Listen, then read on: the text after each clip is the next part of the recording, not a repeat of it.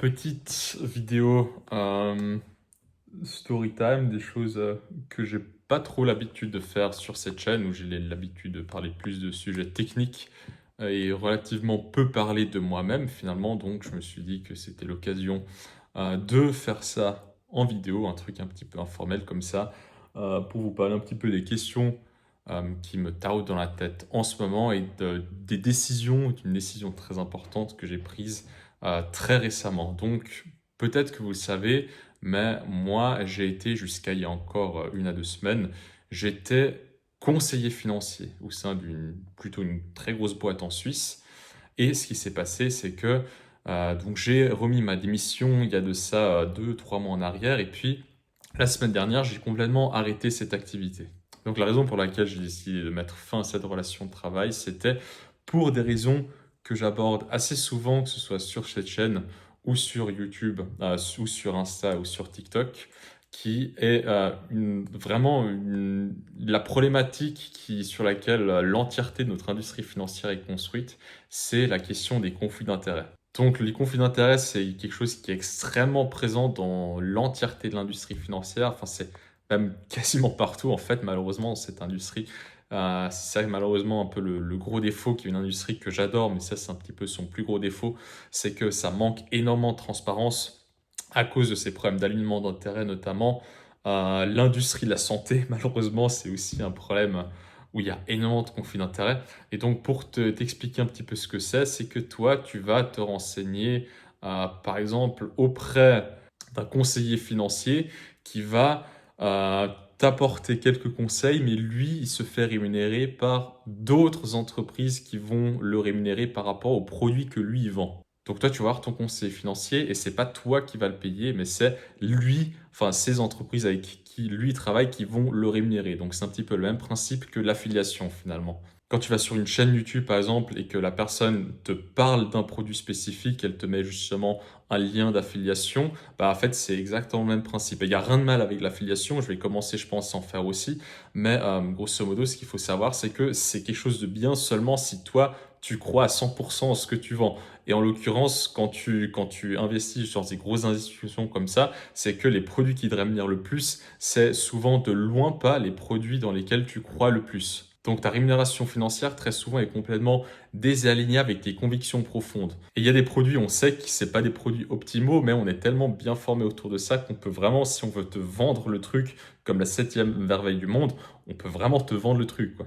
Et ça, c'est une problématique malheureusement qui existe dans l'entièreté de l'industrie financière. Donc c'est un peu comme si tu allais voir un médecin, par exemple, je sais pas, tu as une pneumonie, enfin je connais pas du tout ce milieu-là, mais par exemple, tu as une pneumonie et le médecin il te recommande un médicament qui va pas du tout avec ta pneumonie, juste parce que lui, il est payé pour vendre ses médicaments. C'est complètement con, quoi. Juste parce que lui, il est mieux payé alors qu'il sait très bien que l'autre médicament serait plus adapté pour toi. Tu vois, dans ce sens-là, dans le secteur de la santé, les conflits d'intérêts, c'est des trucs qui sont extrêmement dangereux, qui peuvent être dangereux pour la vie des gens. Et dans l'industrie financière, malheureusement, c'est à chaque fois, c'est ça. Nous, il faut savoir que toi, quand tu vas avoir un médecin qui te prévend un médicament, par exemple, le médecin, tu le crois. Nous, c'est exactement pareil. Les gens qui viennent nous voir, souvent, c'est des gens qui sont pas très renseignés financièrement.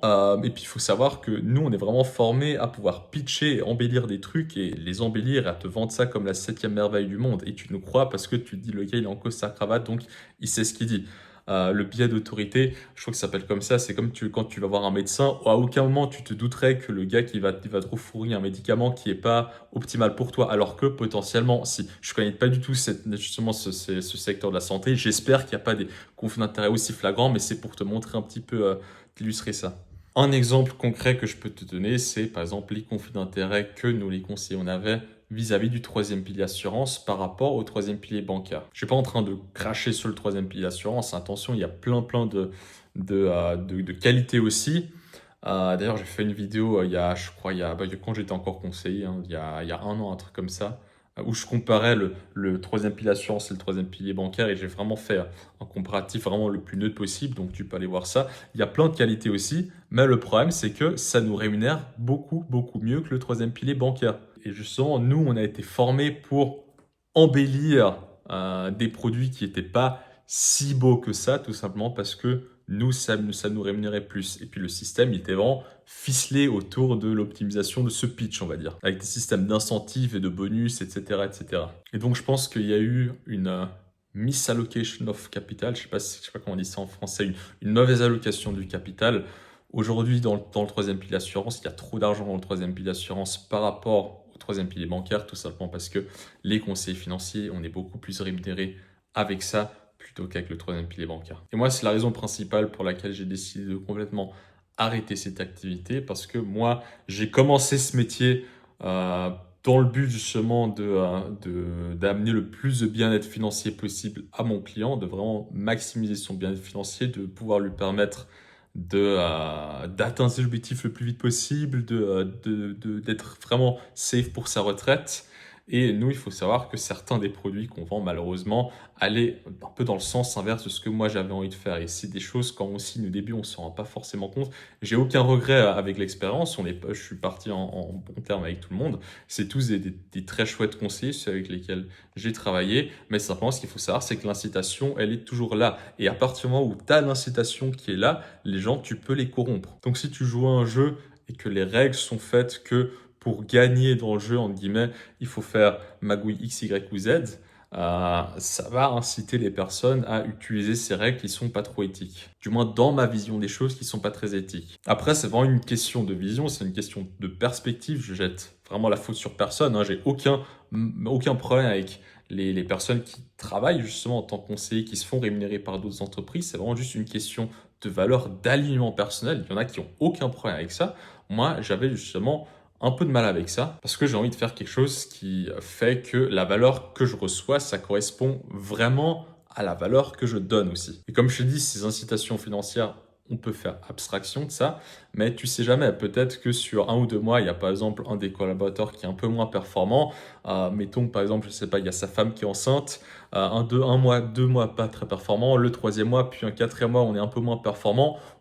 Ça peut rentrer dans nos têtes et on peut avoir un peu la tendance à avoir la main un peu plus lourde sur les produits qui nous rémunèrent plus, mais qui sont un peu, du moins dans une grande partie des clients, pas ce qui est optimal pour eux. Donc moi, j'avais vraiment envie de faire quelque chose où mon incitation financière est 100% alignée avec ceux de mes clients pour que au moins ce soit carré, ce soit sûr que moi, j'ai pas autre chose derrière la tête que simplement ton bien-être financier. Et dans cette activité-là, c'est un petit peu le problème. Et donc pour moi, la clé vraiment et ce que je vais mettre en place à partir de maintenant, c'est que je vais utiliser les skills que j'ai acquis, entre autres, au sein de cette entreprise. C'est pour ça que tout n'est pas jeté à la poubelle et que de loin, c'était pas une expérience que je regrette, hein, de loin pas. Justement, j'ai appris énormément de choses et ça m'a permis aussi de beaucoup sortir de ma zone de confort. Donc, je ne regrette absolument pas cette expérience. Maintenant, je vais prendre juste le meilleur de ce que j'ai appris là-bas. Et il y a eu aussi des très très bonnes choses que j'ai apprises là-bas. Et je vais utiliser ça maintenant pour faire quelque chose qui est 100% aligné avec moi. Monter un système où je peux enseigner aux gens pour investir par eux-mêmes.